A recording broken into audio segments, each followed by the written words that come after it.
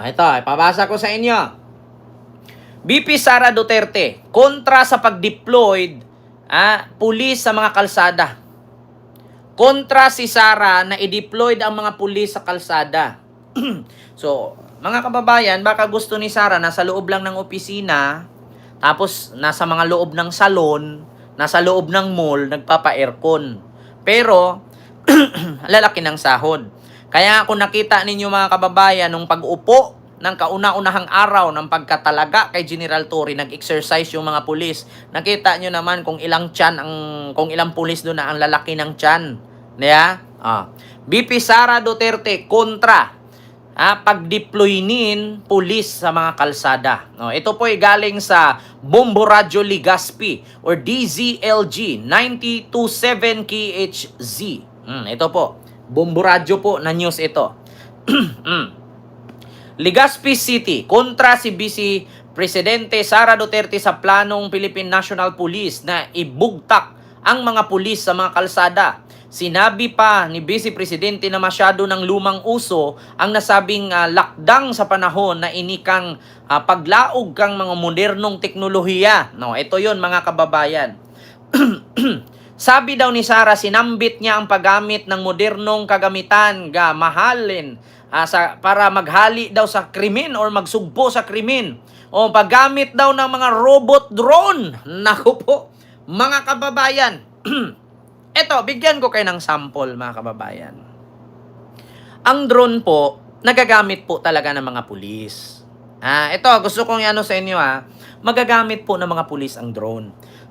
Una, ang drone kasi, kapag hindi makita ng pulis, pwede mong paliparin sa taas yan para makikita mo kung saan ang mga nagtatago yung mga kriminal. Halimbawa, naghabulan sila ngayon dyan sa damuhan, sa kagubatan. Pwede mong paliparin yung drone, makikita mo sa baba kung saan tumakbo yung kalaban, saan dumapa, saan na may mga taguan. Magagamit ang drone. Pero hindi po mangyayari na gamitin ang drone para magsugpo sa krimen.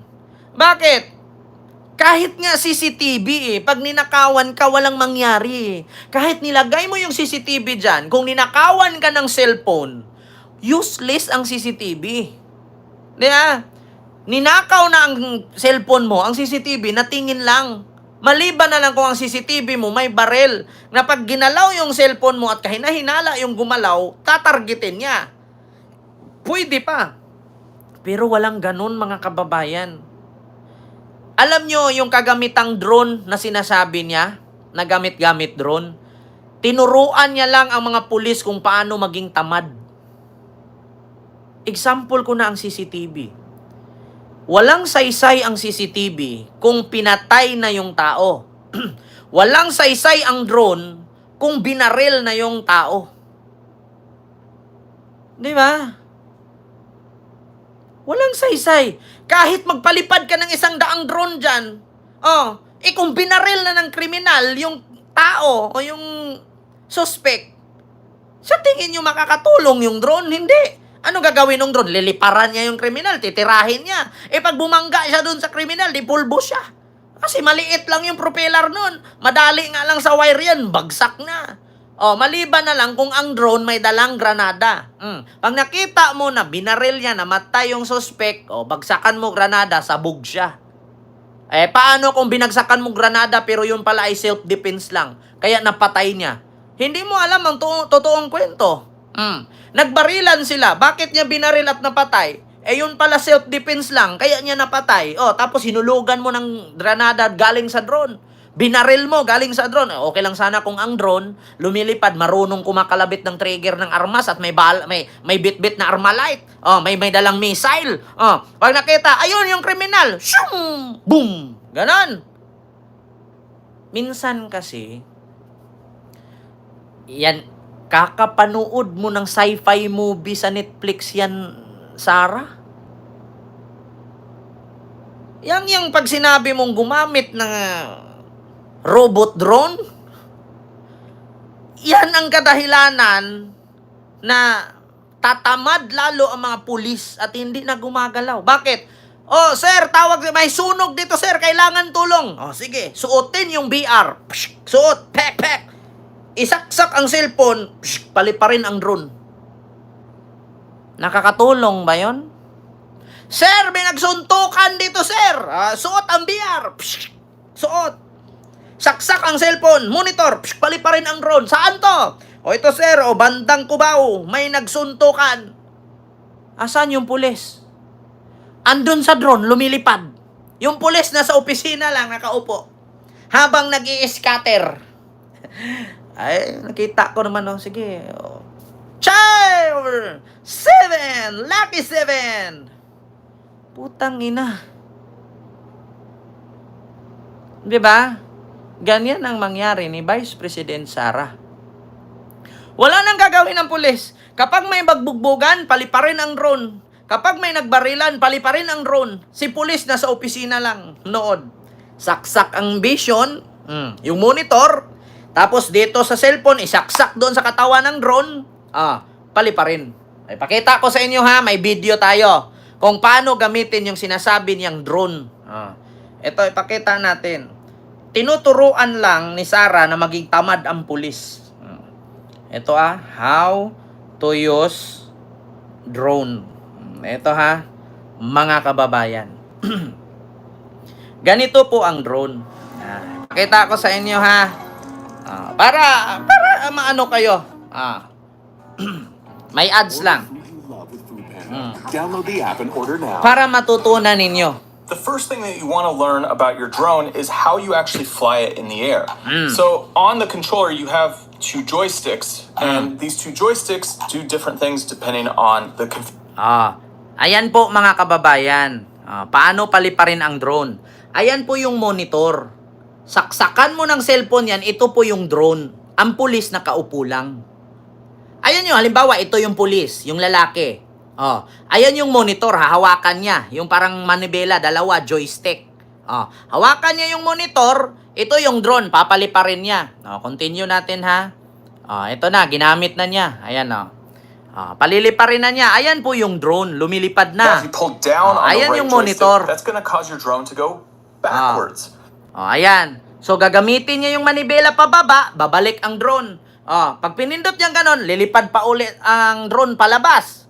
So, ito na mangyayari, mga kababayan. Pag pinalipad mo na yung drone, ganito na siya. Most new drones are coming out with this feature that let you go a little bit Nakatayo lang siya dyan. higher so that you can get lower on the ground and actually point up a little bit. Now, I have worked with some other drones in the past that allow you to do a Ayan yung drone. 360 camera view, and those controllers Ang drone, may bit-bit na kamera. coming out with this feature that Para let you go a little makita. bit higher so that you can get lower on the ground and actually point up a little bit. Now, I have worked with some other drones in the past that allow you to do a 3... Ayan yung drone lumilipad. Anong saysay ng drone kung nagbubugbugan at nagpataya na doon? Ang pulis nakatayo lang, nanonood. Nagbugbugan. Saan ka tataya, pre? Dito sa dihado yung kabila, pre, yung kanan. Yung gagawin pang pustahan ng mga pulis yan eh. Paano kung merong sasakyan na overspeeding? Paliparin mo yung drone kasi overspeeding. Pre. Tignan mo, pre. Bilis, pre, pre. Saan ka? Dito ka sa pula o dito ka sa puti? Yung mga illegal racing pagbahating gabi. Uso yan. Sa amin, uso yan sa probinsya kasi walang traffic. Ito yung drone. Yung tao, yung pulis, nanood lang. Anong matulong ng drone na yan? Ang drone malaking tulong lalo't pag hindi mo nakita yung pangyayari. Paglipad sa taas, nakikita mo yung paligid. Ang drone nagagamit mo lang pag ito'y sinabitan mo ng pagkain, gamot, lalo pag bagyo, baha, lindol, pwede mong paliparin sa area yan. Pabitbitin mo ng mga gamot, mga supply. Yan yung ginagawa sa China. Sa China kasi mga kababayan, kapag meron silang gamit na mahirap i-deliver, sinasakay sa drone, hinahatid. Meron ngang ang Grab Philippines, meron silang proyektong ganyan. Pwede silang mag-deliver gamit drone. Lalagyan mo ng pagkain, yun nakakatulong talaga ang drone. Katulad dati, sinong nakakaalala, panahon ng pandemic, anong ginamit ng Pasig? City of Pasig, di ba drone? Yung ginagawa nilang pang-spray, in-spray nila sa mga kalsada, yung mga chemical, mga gamot na pampalinis sa surroundings, di ba drone ang gamit nila? At sa probinsya ngayon, Maraming mga farmers na gumagamit ng drone pang spray sa palayan. Ang drone, pinapalipad nila, may mga lamang kimikal, ini-spray habang lumilipad yung drone kasi nakukontrol. Ganon gamit na gamit. Pero yung pag sinabi mong gamitin ang drone ng kapulisan para pang sugpo, walang ganun. Maliban lang kung gera. Pag gera talaga, magagamit mo yung drone. Bakit? Pwede mo naman yung paliparin yun, tapos may bomba, ihulog mo siya kung saan yung kalaban, tapos lipad ka ulit. Katulad sa nangyari sa Russia, na kay Vladimir Putin at kay sino yung presidente nung kalaban ng ni Putin? Yung kamakailan lang natapos yung gera nila. Drone ang gamit nila. Bakit? Yung drone, pwede mo saksakan ng bomba yon, paliparin mo, hulog mo lang doon. Drone, bakit gamit sa gera ng Israel? So, anong gusto mo mangyari? Ang pulis na sa opisina lang. Lagyan mo granada yung drone. Ngayon, may binaril doon, hulugan mo ng granada yung nambaril. Yeah? Ganun ba yon? Ganun ba yon, Pikachu? Bakit drone ang gamit sa gera ng Israel? Question nga ni Sarah kung saan gamitin ang missile. Tapos ngayon, sasabihin ninyo, bakit drone ang gamit sa gera ng Israel? Kung hindi ba naman kayo mga bangag? Yeah. Alam niyo, sa totoo lang, mga DDS, hindi namin kayo maintindihan. Nagtatanong si Sarah kung saan gamitin ang missile na binili ni Marcos para sa pang-defense sa Pilipinas. Tapos ngayon, tatanungin ninyo ako, bakit ang gera sa Israel gamit drone? Tanungin kita, Pikachu. Halimbawa, may nagpatayan ngayon sa bandang rekto. Ang pulis nasa opisina lang. Ang pulis ay nandoon sa Binondo. Ang riot na sa rekto. Paano mo masugpo ang riot sa rekto gamit ang drone? Sige, paki-explain. Kasi mga matatalino kayo mga DDS eh. Ito. Tanungin kita. Pikachu, tanungin kita. May riot sa rekto. May nagbugbuga, nagsuntukan, nagbarila, nagpatayan. Magpalipad ka ng drone. Tanungin kita kung paano mo sugpuin ang krimen. Gamit ang drone. Sige nga. Tanungin kita, paki-explain. Maskin si Sarah, hindi niya masagot yan. May gera, pwede mo gamitin drone. Pero yung nagsuntukan, nagbugbugan, walang magawa ang drone. Sige nga, tanungin ko kayo mga DDS. Napaka-high-tech ninyo. Advance kayo mag-isip. Drone ang gamitin pang sugpo sa krimen at hindi mag-deploy ng pulis sa kalsada. Paano kung may magbugbogan na nagtitinda ng gulay na kakariton? 3 sila, example ko lang. Diyan sa bandang Isitan Recto. May mga nagkakariton dyan, nagtitinda ng gulay at prutas, di ba? Paano kung nagsusuntukan yung 3 tindero ng prutas sa mismong gitna ng Isitan Recto sa harapan? Walang pulis, drone lang ang gamit. Paano nila masugpo at matigil ang suntukan kung drone lang ang lumilipad? Di ba? Tanungin ko kayo mga DDS. Putang inang talino nyo eh. Nagsuntukan yung 3 vendor sa rekto. Nagbugbugan dahil sa suki ni number 1, inagaw ni number 2, at inagaw pa ni number 3. Nagrayot silang 3. Nagbugbugan sila doon. Kakampihan na sila. Tapos magpalipad ng drone yung pulis. Paano nila mapapatigil yung suntok? At drone lang ang pumunta doon. Magdadala ng missile, pasabugin yung nagsuntukan. Kasi ang sabi ninyo, bakit gira sa Israel? Drone ang gamit? Sige, tanungin ko kayo. Sagutin mo, Pikachu, putang ina ka. Ba't nawala ka sa comment section? Sabi mo, hindi makakatulong ang drone. Kakasabi ko nga lang, pag nag-gera, magagamit ang drone kung gera. Paano yung krimen sa Pilipinas? Hindi naman gera dito. Kadalasan hold-upan. Kadalasan isnatchan. Gamit mo drone? Tanungin kita. Kung ako snatcher, inisnatch ko yung bag mo at tinakbo ko sa gitna ng Quiapo. Sa loob ng rekto, sa loob ng Quiapo area. Naglakad ka sa kalsada. Hinablutan kita, tinakbo ko dun sa iskinita.